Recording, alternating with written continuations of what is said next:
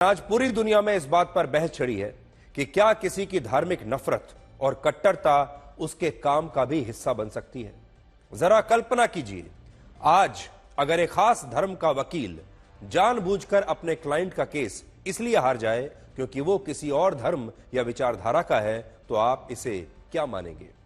इसी तरह अगर एक खास धर्म का डॉक्टर या नर्स किसी ऐसे मरीज को इलाज के दौरान जान से मार दे जो दूसरे धर्म या विचारधारा का है, तो आप आज इस पर क्या कहेंगे? क्या जब आप इलाज कराने के लिए डॉक्टर के पास जाते हैं तो डॉक्टर का धर्म पहले पूछते हैं, उसकी विचारधारा पूछते हैं? क्या आपको कभी यह डर लगता है कि अगर आपका डॉक्टर या नर्स या अस्पताल में कोई और स्टाफ का व्यक्ति अगर दूसरी विचारधारा का निकला जो आपकी विचारधारा से मेल नहीं खाती, अगर उसके धार्मिक विचार कुछ और निकले जो आपके धार्मिक विचारों से मेल नहीं खाते, तो हो सकता है कि वो आपकी जान ना बचाए, हो सकता है कि इलाज के दौरान आपकी हत्या ही कर दे, क्योंकि उसे ऐसा लगता है कि आपके साथ यही होना चाहिए। ये एक बहुत बड़ा सवाल आज हम आपके सामने लेकर आए हैं। ऑस्ट्रेलिया के एक अस्पताल में बिल्कुल ऐसी ही घटना हुई है जिस पर अब पूरी दुनिया में शरणार्थियों को लेकर बहस चल रही है। ये तस्वीरें ऑस्ट्रेलिया के सिडनी शहर के एक अस्पताल की है और इस अस्पताल का नाम है बैंक्सटाउन हॉस्पिटल।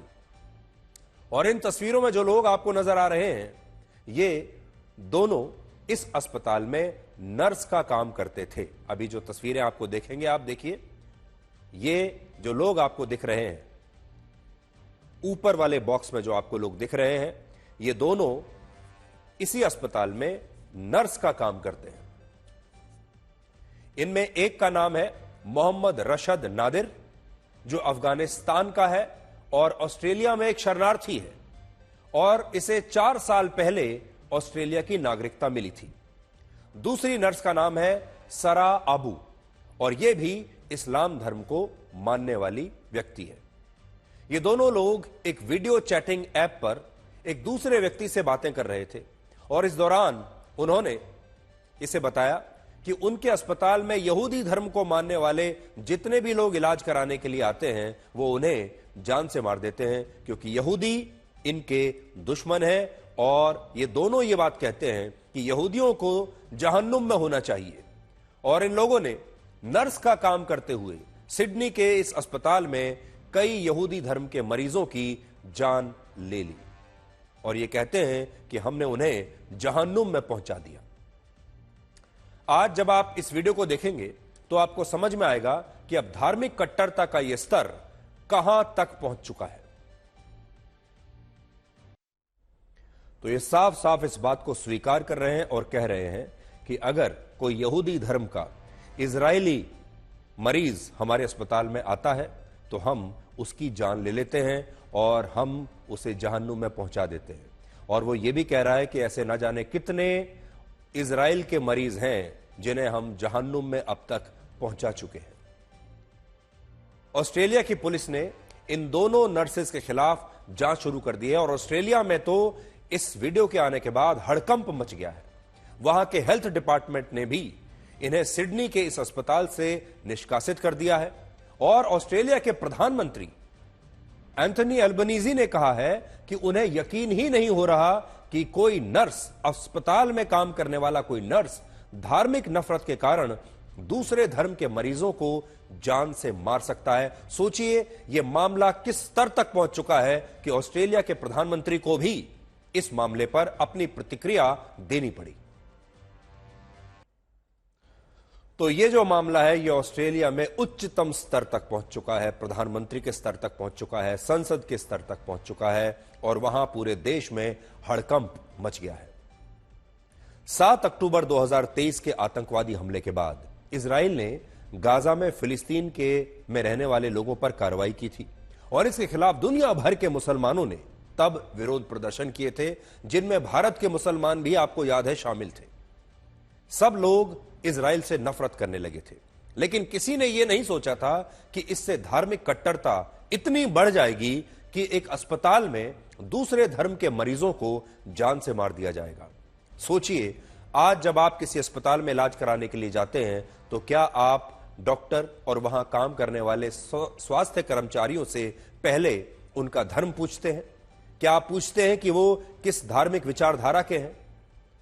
इस घटना के बाद बहुत सारे लोग ये पूछ रहे हैं कि ऐसे लोगों को शरण देना ही शायद सबसे बड़ी गलती है, क्योंकि ये लोग पहले शरणार्थी बनकर आपके देश में शरण मांगते हैं, फिर सरकारें इन्हें रहने के लिए घर देती हैं, काम करने के लिए नौकरियां देती हैं, फिर ये लोग उसी देश में जहां ये शरणार्थी हैं बराबरी का हक मांगने लगते हैं, और फिर ये लोग इन्हीं देशों में रहते हुए धार्मिक नफरत फैलाते हैं और उस देश के लोगों को ही परेशान करने लगते हैं। सबसे बड़ी बात यह है कि आप इन लोगों की इस धार्मिक नफरत को आखिर पहचानेंगे कैसे? इस घटना में भी अगर ये दोनों नर्स एक वीडियो चैटिंग ऐप पर इस बात को स्वीकार ना करते कि उन्होंने यहूदी धर्म को मानने वाले कई इजरायलियों को जहन्नुम तक पहुंचाया है, तो कभी यह पता ही नहीं चलता कि इन लोगों ने इलाज कराने आए दूसरे धर्म के मरीजों को कैसे जान बचाने की बजाय उन्हें जान से मार दिया। और आप भी सोचिए कि आपको कैसे पता चलेगा कि कोई दूसरे धर्म का व्यक्ति आपके साथ क्या कर रहा है। जब आप अस्पताल में जाते हैं, लैब्स में आपके टेस्ट होते हैं, कोई आपका टेस्ट करने के लिए घर पर लोग आते हैं, विभिन्न प्रकार के स्वास्थ्य कर्मियों से आप होकर गुजरते हैं, डॉक्टरों से होकर गुजरते हैं, न जाने कितने टेस्ट आपके होते हैं, और उस दौरान कोई भी अगर आपसे धोखा कर दे सिर्फ इसलिए क्योंकि आप ऐसे धर्म को मानते हैं जिससे वो नफरत करता है, तो क्या होगा? ऑस्ट्रेलिया के लोग तो अब यहां तक कह रहे हैं कि अब वो किसी और धर्म के डॉक्टर और नर्स से इलाज ही नहीं कराएंगे। और सोचिए, अब यही पूरी दुनिया में भी शायद होने लगेगा। और अभी तक जो विश्वास हमेशा रहता था कि लोग अपने काम में हमेशा ईमानदारी बरतेंगे, खास तौर पर जो स्वास्थ्य के पेशे में लोग हैं, जो डॉक्टर्स हैं, जो नर्स हैं, वो तो जब इस पेशे में आते हैं तो वो शपथ लेते हैं कि वो कभी अपने काम के दौरान इस तरह की चीजों को आने नहीं देंगे। लेकिन अब शायद इस प्रोफेशन पर भी लोगों का विश्वास खत्म हो जाएगा ऐसे लोगों की वजह से।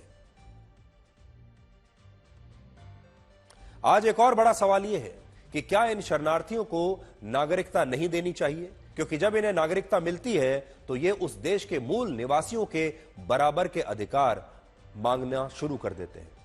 आज ही जर्मनी में घटना हुई है जहां अफगानिस्तान के एक शरणार्थी ने 20 लोगों पर जानबूझकर एक गाड़ी चढ़ा दी, और अब जर्मनी की सरकार इसे अपने देश से बाहर निकालने की बात कह रही है। वहां सरकार की तरफ से देश के नागरिकों के लिए एक एडवाइजरी जारी की गई है कि उन्हें शाम को कैश लेकर बाहर नहीं जाना चाहिए।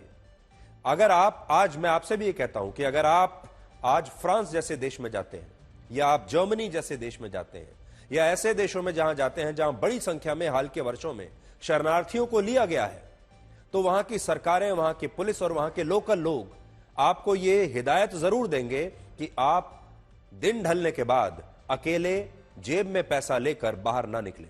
जब आप उनसे पूछते हैं कि क्यों ना निकले, क्या आपके यहां कानून व्यवस्था की स्थिति इतनी खराब है, तो वहां की पुलिस और वहां के लोकल लोग ये कहते हैं कि हमारी कानून व्यवस्था ठीक है, हमारे यहां रहने वाले लोग आपके साथ कोई इस तरह का अपराध नहीं करेंगे। लेकिन अभी इस समय शरणार्थियों की संख्या हमारे देश में बहुत बढ़ गई है। शरणार्थियों के अलग अलग समूह हमारे देश में आ चुके हैं, और ये शरणार्थी रात को निकलते हैं सड़कों पर, लोगों के साथ मारपीट करते हैं, उनका पैसा छीन लेते हैं और लोगों की हत्या तक कर सकते हैं।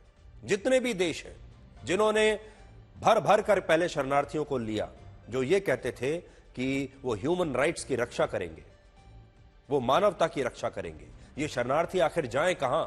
वो सारे देश आज पछता रहे हैं। उन सारे देशों में इन शरणार्थियों ने इसी तरह की कानून व्यवस्था की समस्याएं पैदा कर दी हैं। और अब ऑस्ट्रेलिया में जो इनमें से 2 नर्स हमने आपको दिखाए, इनमें से एक अफगानिस्तान का शरणार्थी है, और आज ये कहते हैं कि यहूदी धर्म के लोगों को तो जिंदा रहने का अधिकार ही नहीं है, और ये दोनों मिलकर अस्पताल में जो यहूदी धर्म के और इजराइल के लोग आते हैं मरीज, उन्हें ये दोनों मिलकर जहन्नुम पहुंचा देते हैं। ये बहुत डरावनी बात है। इससे पहले आतंकवाद में विश्वास करने वाले लोग हत्याएं तो करते थे, लेकिन बताकर करते थे, या फिर इस तरह की घटनाएं होती थी कि किसी ने किसी के ऊपर गाड़ी चढ़ा दी। लेकिन अस्पताल तो विश्वास की बात है। आप कितने विश्वास के साथ अपनी जान बचाने के लिए अस्पताल जाते हैं, आप कितने विश्वास के साथ अपना पूरा की पूरा जीवन अपने एक वकील के हाथ में सौंप देते हैं, जब आपके ऊपर कोई बहुत गंभीर केस चल रहा होता है। आप कितने विश्वास के साथ अपने पूरे जो आपके फाइनेंस का, आपके बैंकों की स्टेटमेंट एक सीए के सामने सौंप देते हैं, यह विश्वास करके कि यह सीए आपके लिए काम करेगा, यह वकील आपके लिए काम करेगा और यह आपको बचाएगा, यह डॉक्टर आपके लिए काम करेगा, यह आपको बचाएगा। लेकिन सोचिए, अगर ये किसी और विचारधारा के लोग हैं और ये आपके साथ धोखा करें तो कितना बड़ा नुकसान आपके लिए आज कर सकते हैं। और आज पूरी दुनिया में यही बहस चल रही है। बड़ी बात यह है कि जब अमेरिका के राष्ट्रपति डोनाल्ड ट्रंप इस तरह के शरणार्थियों को देश से निकालने की बात कहते हैं तो दुनिया में उनकी आलोचना होती है। और जब इन्हें नागरिकता दे दी जाती है तो उस देश में कानून से लेकर सभी व्यवस्थाएं अपने हिसाब से ये लोग चलाना चाहते हैं और दूसरे धर्म के लोगों की जान भी लेना चाहते हैं और दूसरे धर्म के लोगों से ये उतनी ही नफरत करते हैं। आज जब हम आपको ये खबर दिखा रहे हैं तब हमारे अपने देश की सुप्रीम कोर्ट ने अपने एक अहम फैसले में कहा है कि भारत में रह रहे रोहिंग्या मुसलमानों के बच्चों के साथ शिक्षा के मामले में कोई भेदभाव नहीं होना चाहिए और उन्हें भी वैसी ही शिक्षा मिलनी चाहिए जैसी शिक्षा इस देश के नागरिकों के बच्चों को मिलती है। तो एक बहुत बड़ा विषय है, यह बहुत बड़ा मुद्दा है और आज ऑस्ट्रेलिया में जो कुछ हुआ है पूरी दुनिया इससे हैरान है और स्तब्ध है। अब हम आपको वो आंकड़े दिखाएंगे जिनकी पूरी दुनिया में चर्चा हो रही है और महाकुंभ एक बार फिर से दुनिया में ट्रेंड कर रहा है। आज शाम तक महाकुंभ में लगभग 50 करोड़ लोग प्रयागराज की त्रिवेणी में पवित्र स्नान कर चुके हैं और यह रिकॉर्ड सिर्फ 32 दिनों में बना है। अब भी महाकुंभ के 13 दिन बाकी हैं और इससे आप समझ सकते हैं कि सनातन धर्म में इतनी बड़ी ताकत है कि वो दुनिया के 121 करोड़ हिंदुओं में से 40% हिंदुओं को इस धार्मिक आयोजन में इकट्ठा कर चुका है और यह दुनिया का सबसे बड़ा धार्मिक आयोजन बन गया है। यह एक ऐसा वर्ल्ड रिकॉर्ड है जिसे भारत के अलावा और कोई नहीं तोड़ सकता। हालांकि आज जरा यह कल्पना भी कीजिए कि अगर आज से 75 वर्षों के बाद गंगा नदी सूख गई या विलुप्त हो गई तो महाकुंभ का आयोजन प्रयागराज में कैसे होगा और लोग महाकुंभ में पवित्र स्नान कहां करेंगे। आज आपको ये गंगा का पानी दिखाई दे रहा है। कल्पना कीजिए कि एक दिन ऐसा आएगा जब यह पानी सूख चुका होगा। महाकुंभ में संगम के स्नान को सबसे पवित्र माना गया है और यह संगम 3 नदियों का है, गंगा, यमुना और सरस्वती। और इनमें भी सरस्वती नदी की जलधारा अदृश्य है, यानी वो दिखाई नहीं देती। जो 2 नदियां संगम की रचना करती हैं उनमें एक है गंगा और दूसरी है यमुना।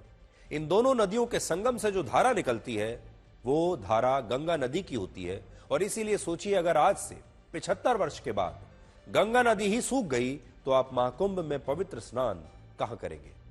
सिर्फ तस्वीरों में आपको गंगा नदी दिखाई देगी। यह सिर्फ एक कल्पना नहीं है बल्कि बड़े बड़े वैज्ञानिक और अंतर्राष्ट्रीय संस्थाएं इस पर चेतावनी दे रहे हैं। हाल ही में संयुक्त राष्ट्र की एक रिपोर्ट आई है जिसमें लिखा है कि गंगोत्री ग्लेशियर के पिघलने से वर्ष 2050 तक गंगा नदी का जलस्तर ऐतिहासिक रूप से कम हो जाएगा। 2050 में ज्यादा समय नहीं है, सिर्फ 25 साल है। 25 साल में गंगा का जलस्तर ऐतिहासिक रूप से कम हो जाएगा और 75 साल के बाद आज से यानी वर्ष 2100 तक गंगा की जलधारा शायद इतनी सिकुड़ जाएगी, इतनी छोटी हो जाएगी कि प्रयागराज की त्रिवेणी में आपके लिए स्नान करना भी संभव नहीं रहेगा। पिछले 87 वर्षों में गंगोत्री ग्लेशियर 1700 मीटर तक पिघल चुका है। 1 किलोमीटर और 700 मीटर, आप इसको ऐसे लगा सकते हैं, लगभग 2 किलोमीटर तक। 1935 से 1996 के बीच ये हर साल औसतन 20 मीटर और फिर 1996 के बाद से ये लगातार हर साल औसतन 38 मीटर तक पिघल रहा है। और अगर इसके पिघलने की रफ्तार यही रही या इससे बढ़ गई तो गंगा नदी में पहले बाढ़ आएगी और बाद में इस ग्लेशियर के पूरी तरह पिघलने से गंगा नदी सूख भी सकती है। गंगोत्री ग्लेशियर सियाचिन ग्लेशियर के बाद हमारे देश का दूसरा सबसे बड़ा ग्लेशियर है और खुद भारत सरकार यह कहती है कि पिछले 15 वर्षों में यह ग्लेशियर 2,30,000 वर्ग मीटर तक पीछे खिसक चुका है। इन तस्वीरों में आप जो हरे रंग की रेखा देख रहे हैं, पहले यह ग्लेशियर वहां तक हुआ करता था। हरे रंग की रेखा देखिए, मैं बड़ी स्क्रीन पर आपको दिखाता हूं। हरे रंग की जो रेखा देख रहे हैं, यह ग्लेशियर इतनी पीछे तक हुआ करता था 1935 तक। लेकिन अब ये सिकुड़कर लाल रंग की रेखा तक पहुंच गया है। जरा लाल रंग की रेखा देखिए, और अब ये अपने मूल स्थान से काफी पीछे खिसक चुका है और इसका जो साइज है वो भी कम हो चुका है। आपने गोमुख का नाम जरूर सुना होगा।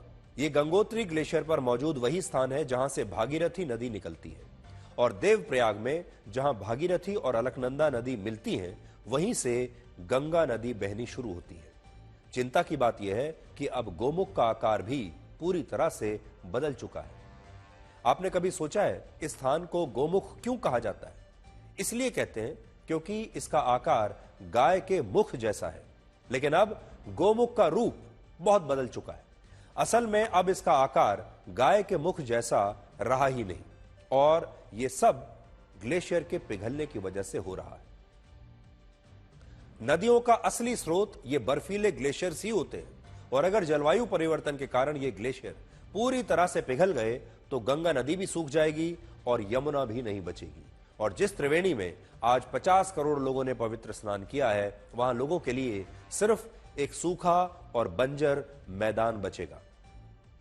बड़ी बात यह है कि 144 वर्षों के बाद जब वर्ष 2169 में अगला महाकुंभ आएगा, तब तक गंगा नदी की जलधारा इतनी सिकुड़ चुकी होगी कि इसमें ना तो महाकुंभ का स्नान हो पाएगा, ना ही मौजूदा आयोजन की तरह उस समय करोड़ों लोग इसमें कभी डुबकी लगा पाएंगे, क्योंकि तब तक गंगा का पानी बचेगा ही नहीं।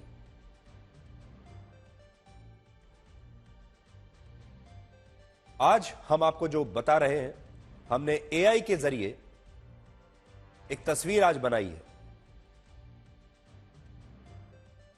ये जो तस्वीर आप देख रहे हैं, ये एआई के एक टूल से हमने तस्वीर बनाई है। मैं आपको पूरे बड़ी स्क्रीन पर दिखाता हूं कि जब गंगा नदी सूख चुकी होगी आज से 75 वर्ष के बाद, तब महाकुंभ कैसा लगेगा। कुछ ऐसा होगा प्रयागराज, और गंगा नदी की स्थिति कुछ ऐसी होगी। वहां पर एक बंजर मैदान आपको दिखाई देगा जिसमें स्नान करना बहुत ही मुश्किल हो जाएगा। हमारे देश ने, आप सब लोगों ने गंगा नदी के अभी तक 2 चरण देखे हैं, और अब तीसरा चरण भविष्य में आपको देखने को मिलेगा। पहला चरण वो था जब गंगा नदी का पानी इतना साफ और स्वच्छ हुआ करता था कि लोग निसंकोच इसे पी लिया करते थे। गंगा जल पवित्र होता है यह मानकर लोग इस जल को पी लेते थे, इतना साफ पानी था। दूसरा चरण आया जो अब चल रहा है, जब लोग अक्सर प्रयागराज जाने से पहले भी ये पूछते हैं कई लोग कि वहां का जो पानी है वो कितना साफ है और उसमें नहाना कितना सुरक्षित है। संगम का पानी अब पहले से कहीं ज्यादा मटमैला हो चुका है। गंगा का पानी अगर आप देखेंगे अलग अलग स्थानों पर जाकर, तो अब मटमैला दिखाई देता है। यह तो अभी तक का चरण है, लेकिन तीसरा चरण भविष्य में तब आएगा जब गंगोत्री ग्लेशियर के पिघलने से गंगा नदी सूख चुकी होगी, और हमारे वैज्ञानिक और हमारा सनातन धर्म यह कहता है कि एक न एक दिन यह होगा जरूर।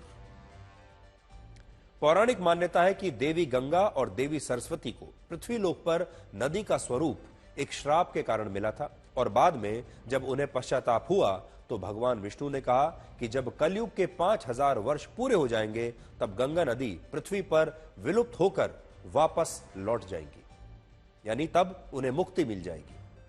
इससे यह पता चलता है कि एक ना एक दिन तो जरूर ऐसा आएगा जब ना गंगा बचेगी, ना ही आपके लिए संगम होगा। और इसके पीछे वैज्ञानिक और धार्मिक आधार दोनों हैं, दोनों एक ही बात कर रहे हैं।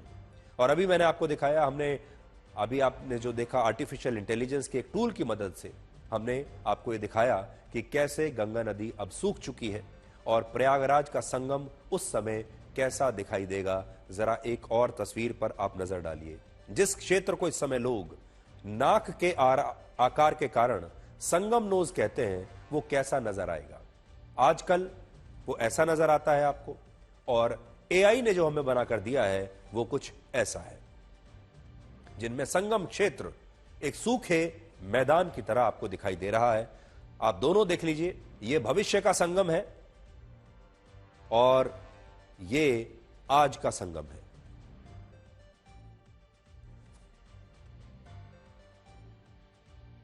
आज अगर हमें गंगा को बचाना है तो हमें जलवायु परिवर्तन को लेकर कड़े कदम उठाने होंगे, पर्यावरण को साफ रखना होगा, पर्यावरण को लेकर हमें बहुत गंभीर होना होगा, जिसकी वजह से हमारे ग्लेशियर्स अब धीरे धीरे पिघल रहे हैं।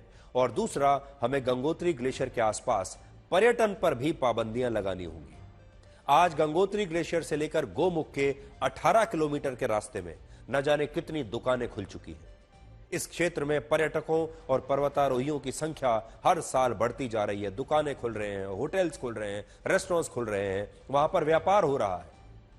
2009 से पहले हर साल औसतन सिर्फ 8,000 लोग गोमुख की यात्रा करते थे, लेकिन आज 20,000 से भी ज्यादा लोग हिमालय के इस क्षेत्र तक जाते हैं और इस पर्यटन से पर्यावरण को काफी नुकसान पहुंच रहा है।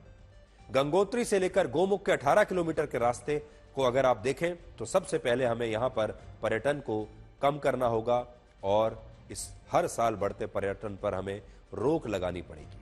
यहां पर जो कंस्ट्रक्शन चल रहा है उस पर हमें रोक लगानी पड़ेगी।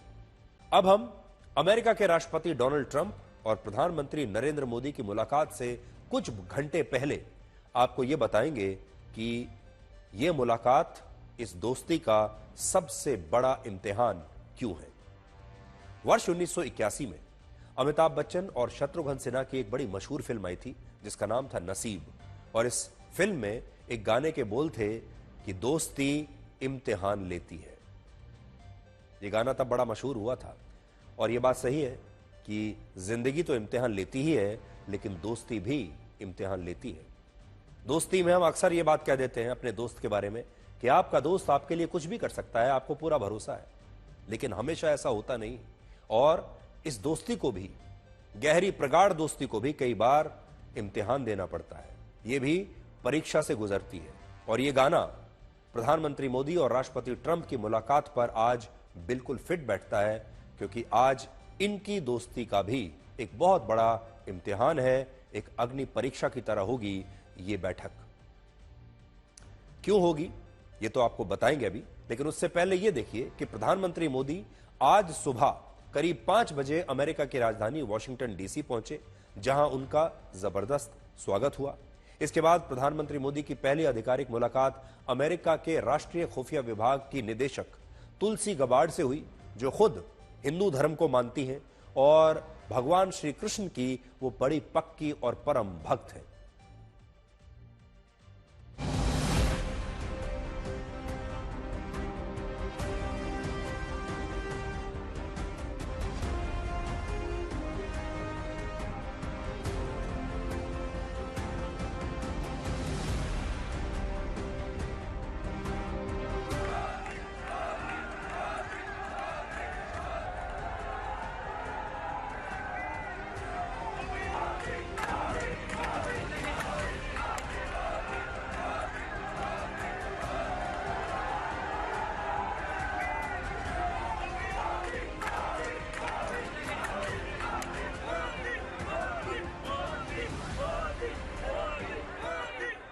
हैप्पी मोदी जी ने इतने भीड़ में इतने देख के हमें पूछा कि अरे आप हमारे लिए इतना कष्ट क्यों उठा रहे हैं।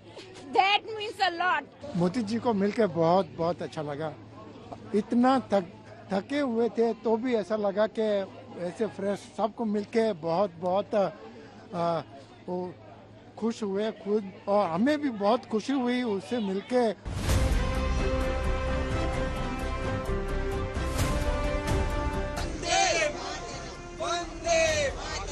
इतना एक्साइटेड है पूछना ही मत।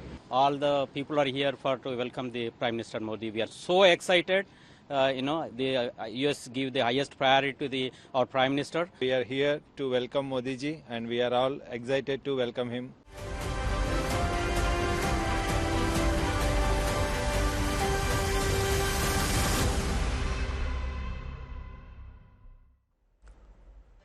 आज रात 2:30 बजे राष्ट्रपति डोनाल्ड ट्रंप और प्रधानमंत्री मोदी के बीच 8वीं मुलाकात होगी और इस वक्त पूरी दुनिया की निगाहें इस मुलाकात पर लगी हुई है। पहली बार ऐसा हो रहा है जब अमेरिका के नए राष्ट्रपति अपने कार्यकाल का 1 महीना पूरा होने से पहले ही भारत के प्रधानमंत्री से मिल रहे हैं। इससे आपको यह पता चलता होगा कि भारत इस समय अमेरिका के लिए कितना महत्वपूर्ण है और राष्ट्रपति ट्रंप के लिए प्रधानमंत्री मोदी से मिलना कितना महत्वपूर्ण है और ये जो दोस्ती है ये कितनी पक्की है, क्योंकि उन्होंने राष्ट्रपति बनते ही तुरंत कुछ ही हफ्तों के अंदर प्रधानमंत्री मोदी से ये बैठक आज करने के बारे में सोचा है। राष्ट्रपति ट्रंप ने अब तक इजराइल के प्रधानमंत्री बेंजामिन नेतन्याहू और जापान के प्रधानमंत्री शिगेरू इशिबा से मुलाकात की थी, लेकिन अब वो प्रधानमंत्री मोदी से मिलेंगे और यह मुलाकात 4 कारणों से बहुत ज्यादा महत्वपूर्ण रहेगी। पहला मुद्दा है टैरिफ। टैरिफ वो टैक्स होता है जो दूसरे देशों से आयात होने वाले उत्पादों और सेवाओं पर लगाया जाता है। जैसे अगर अमेरिका की कोई कंपनी भारत में अपनी गाड़ियां बेचती है तो भारत इन गाड़ियों पर टैक्स लगाता है और उस टैक्स को हम अंग्रेजी में टैरिफ कहते हैं। और राष्ट्रपति ट्रंप कई बार भारत को टैरिफ किंग कह चुके हैं। वो मजाक मजाक में ये बात कहते हैं कि भारत विदेशी उत्पादों पर बहुत ज्यादा टैरिफ लगाता है, यानी बहुत ज्यादा टैक्स लगाता है। लेकिन महत्वपूर्ण बात यह है कि उन्होंने भारत पर अब तक टैरिफ बढ़ाने की घोषणा नहीं की है। तो इसका पूरी दुनिया में जो डोनाल्ड ट्रंप को लेकर चर्चा हो रही है वो ये है कि अब उन्होंने ये तय किया है कि दूसरे देशों के जो कंपनियां हैं जो उनके देश में सामान बेचेंगी अमेरिका में, अब उन पर भी अमेरिका की सरकार ज्यादा टैरिफ लगाएगी और कई देशों पर उन्होंने इस टैरिफ को बढ़ा दिया है। उन्होंने कनाडा और मेक्सिको पर 25%, चीन पर 10% टैरिफ लगाने की घोषणा की है, लेकिन भारत पर अभी तक उन्होंने कोई अंतिम फैसला नहीं लिया है। इसका एक कारण यह हो सकता है कि वो कोई भी फैसला लेने से पहले प्रधानमंत्री मोदी से खुद बात करना चाहते हैं। इस वक्त दुनिया में भारत की गिनती सबसे ज्यादा टैरिफ लगाने वाले देशों में होती है और इस सूची में चीन के बाद भारत का ही नंबर आता है। चीन का औसत टैरिफ रेट 21.1% है और भारत का 14% है। ब्राजील का 12.3% है, जबकि अमेरिका का औसत टैरिफ रेट सिर्फ 2% है। यानी अमेरिका दूसरे देशों की कंपनियों से सिर्फ 2% टैरिफ लेता है औसतन अपने देश में उनका सामान बेचने के लिए, लेकिन भारत 14% टैरिफ लेता है। अमेरिका कहता है कि जब वो दूसरे देशों के उत्पादों पर इतना कम टैक्स लगाता है तो यही देश उसके उत्पादों पर इतना ज्यादा टैक्स कैसे लगा सकते हैं। इस पर अमेरिका की नाराजगी भारत से भी है और यही कारण है कि इस मुलाकात से पहले भारत ने टैरिफ की दरों को पहले ही कम कर दिया और अपनी टैरिफ की दरों में भारत ने बदलाव कर दिए इस मुलाकात से पहले ही। शायद प्रधानमंत्री मोदी इस बात को समझ चुके थे कि अमेरिका और राष्ट्रपति ट्रंप इस मुद्दे को उठाएंगे, इसलिए उन्होंने पहले से ही टैरिफ कम कर दिए। अब 150, 125 और 100% वाली टैरिफ दरों को सरकार ने खत्म कर दिया है और अब सबसे ज्यादा जो टैरिफ रेट होगा वो 70% है, यानी 70% की कैपिंग हो गई है। 70% से ऊपर भारत किसी भी उत्पाद पर टैरिफ नहीं लगाएगा और इससे भारत का औसत टैरिफ रेट भी अब काफी कम हो गया है। हालांकि आज शाम को ही राष्ट्रपति ट्रंप ने कहा है कि वो रेसिप्रोकल टैरिफ्स के नए आदेश पर हस्ताक्षर करने वाले हैं। इस बात की घोषणा उन्होंने कर दी है। अब सोचिए कि यह रेसिप्रोकल टैरिफ क्या होता है। रेसिप्रोकल टैरिफ का मतलब है कि जो देश अमेरिका पर जितना टैरिफ लगाएगा, अमेरिका भी उस देश पर उतने ही टैरिफ को लागू कर देगा। और अगर ऐसा हो गया तो भारत को इससे बड़ा नुकसान होगा और अमेरिका में भारतीय उत्पाद, भारत के जो सामान है वो महंगे हो जाएंगे और उनकी मांग अमेरिका के बाजार में कम हो जाएगी क्योंकि यह सामान महंगा होगा। इसलिए इस बैठक में सबसे बड़ा मुद्दा यह टैरिफ का ही होने वाला है। इसका मतलब यह है कि मान लीजिए अगर भारत किसी सामान पर 70% टैरिफ लगा रहा है तो अमेरिका भी उस पर 70% ही टैरिफ लगाएगा। अगर भारत 50% लगा रहा है तो अमेरिका भी 50% लगाएगा। इसकी वजह से भारत से जो सामान जाता है अमेरिका के बाजारों में उसकी कीमत बढ़ जाएगी, वो महंगा हो जाएगा और फिर वो सामान जो है वहां बिकना कम हो जाएगा और इससे भारत का नुकसान होगा और भारत की इन कंपनियों का नुकसान होगा जो वहां अपना सामान बेचती है। अब आपको यह भी समझ में आता होगा कि सोच रहे होंगे आप कि आखिर भारत इतना टैरिफ क्यों लगाता है।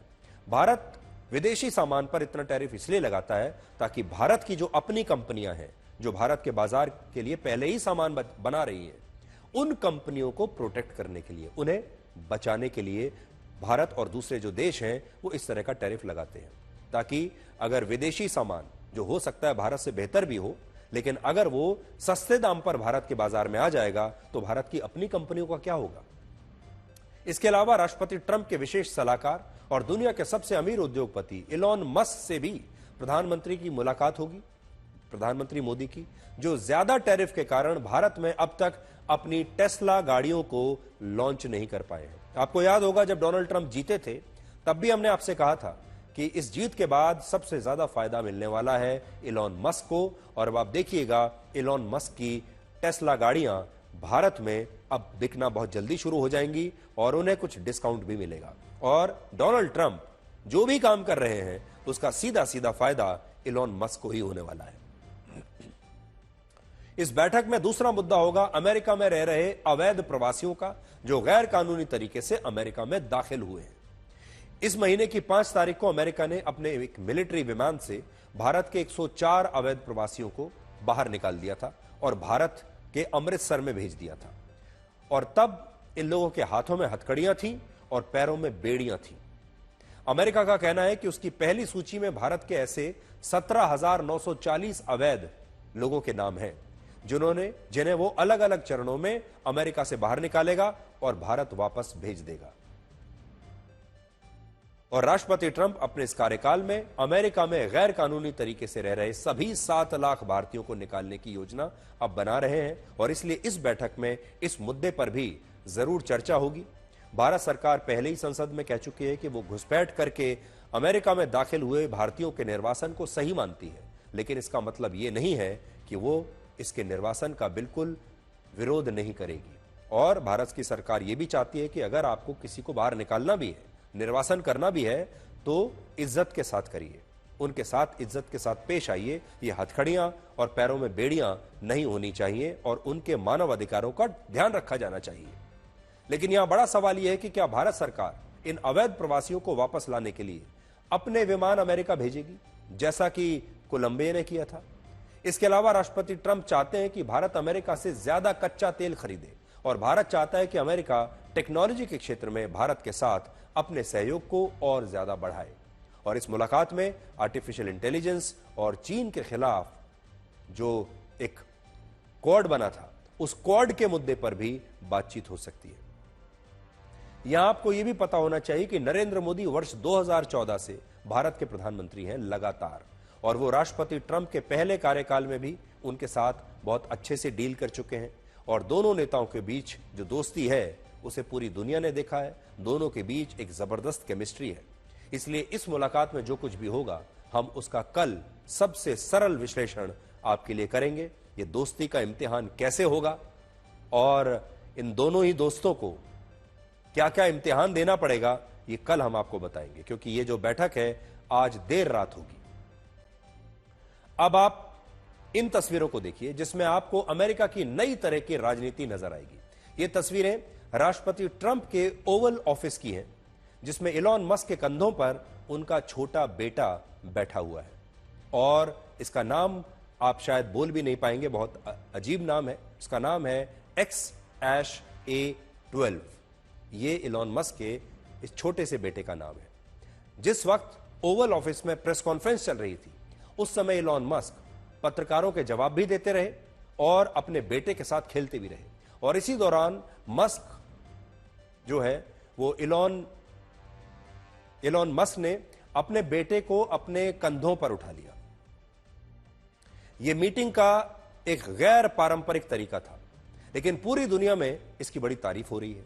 माना जा रहा है कि ऐसा करके इलॉन मस्क ने पेरेंटिंग को बढ़ावा दिया है और इसके जरिए वो ये संदेश दे रहे हैं कि बच्चे बोझ नहीं हैं, बल्कि दुनिया का भविष्य है और काम करते हुए भी अपने दफ्तर में बच्चों को अपने साथ रखा जा सकता है। इलॉन मस्क दुनिया को यह बताना चाहते हैं कि वो बहुत ही पारिवारिक व्यक्ति हैं। वो पारिवारिक सिद्धांतों में विश्वास रखते हैं, उन्हें अपने बच्चों से बहुत प्यार है और पूरी दुनिया में वो संदेश देना चाहते हैं कि वो बहुत किड फ्रेंडली इंडस्ट्रियलिस्ट हैं। वो अपनी छवि को भी इसके जरिए बदलना चाहते हैं। अब इलॉन मस्क आजकल अमेरिका में लोगों से ज्यादा बच्चे पैदा करने की बात कह रहे हैं और यह भी बता रहे हैं कि उनके खुद के 12 बच्चे हैं और उनके बच्चों के नाम भी गणित के फॉर्मूलों की तरह हैं। उनके एक बच्चे का नाम है XAA-12, दूसरे बेटे का नाम है XA-Dark साइड्रल, इनको वाई भी कहते हैं, और तीसरे बेटे का नाम है टेक्नो मैकेनिक्स। तो इस तरह के नाम उन्होंने अपने बच्चों के रखे हैं।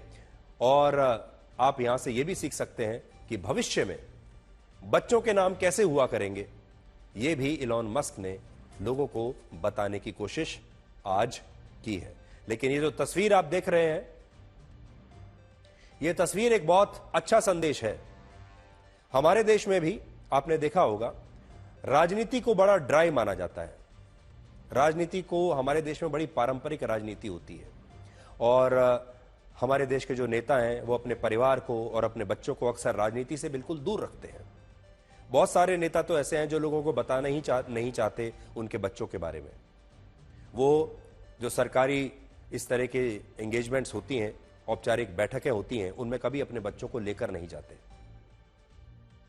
लेकिन इलॉन मस्क ने इस परंपरा को तोड़ने की कोशिश की है, और वो इस प्रेस कॉन्फ्रेंस में अपने छोटे बेटे को अपने साथ लेकर आए हैं।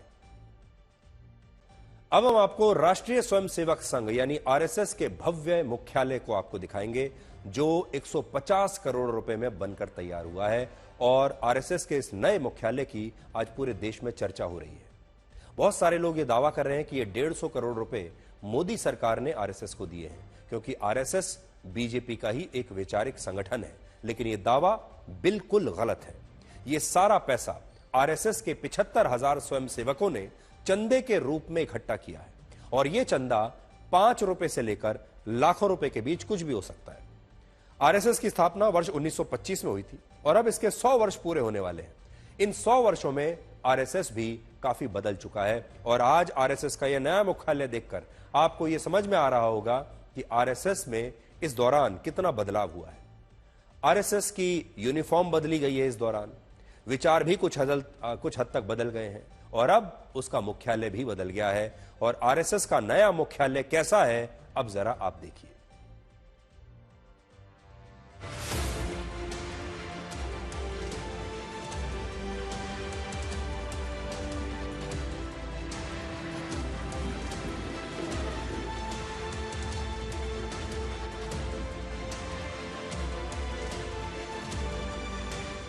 दिल्ली में 150 करोड़ रुपए में आरएसएस का नया मुख्यालय बनकर तैयार हो चुका है।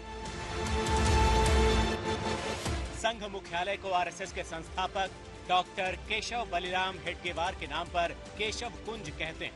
इस केशव कुंज का निर्माण लोगों से मिले चंदे की राशि से किया गया।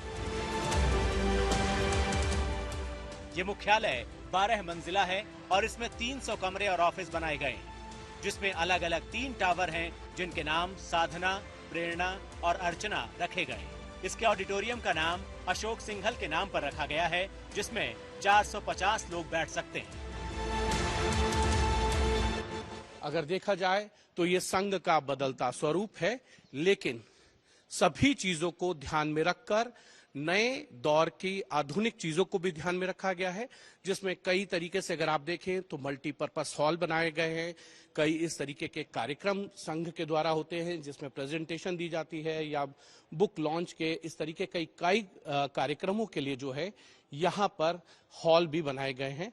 और प्रचारकों के रहने ठहरने के साथ साथ कार्यालय जो संघ का चलेगा दिल्ली का, वो यहीं से चलेगा।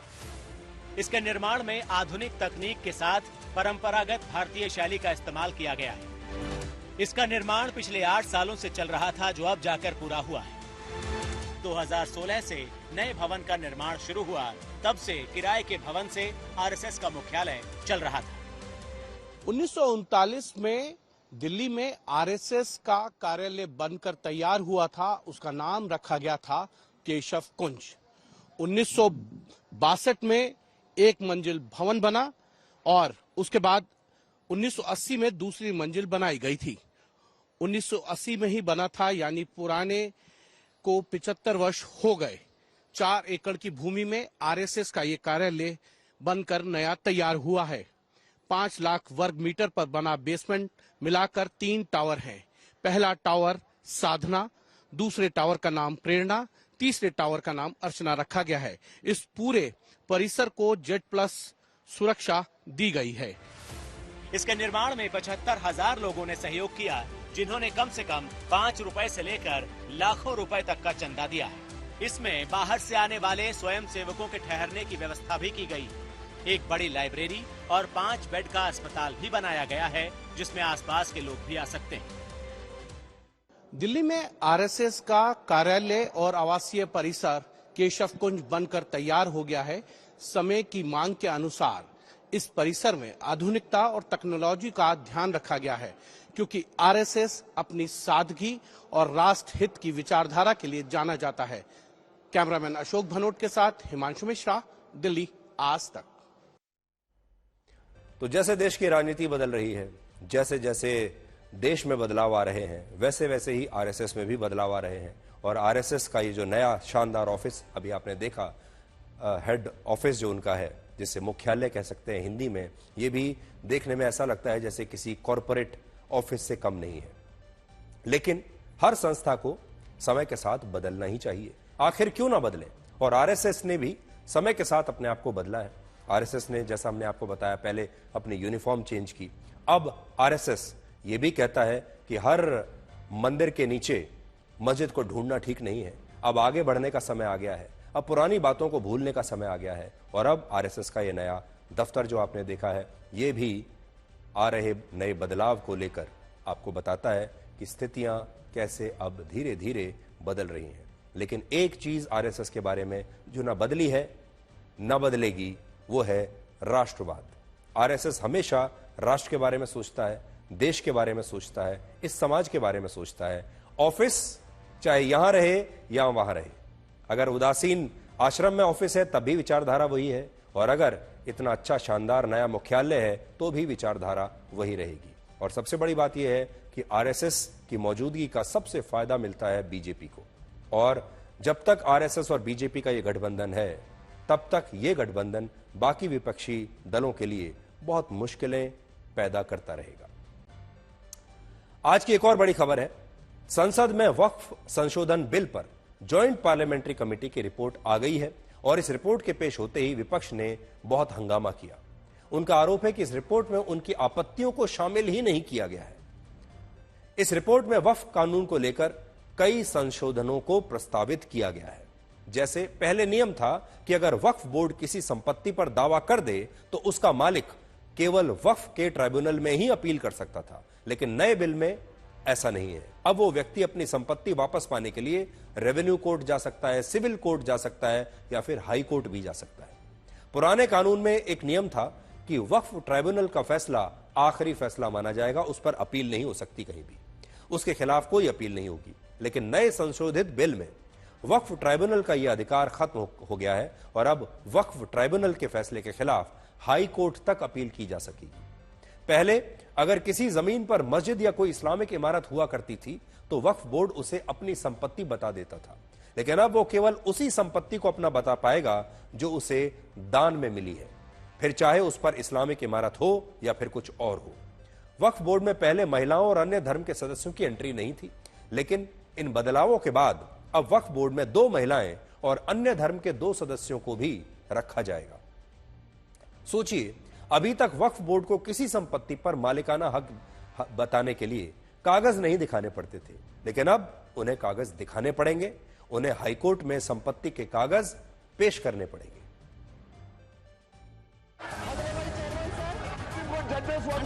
सुनो, आप सुनो।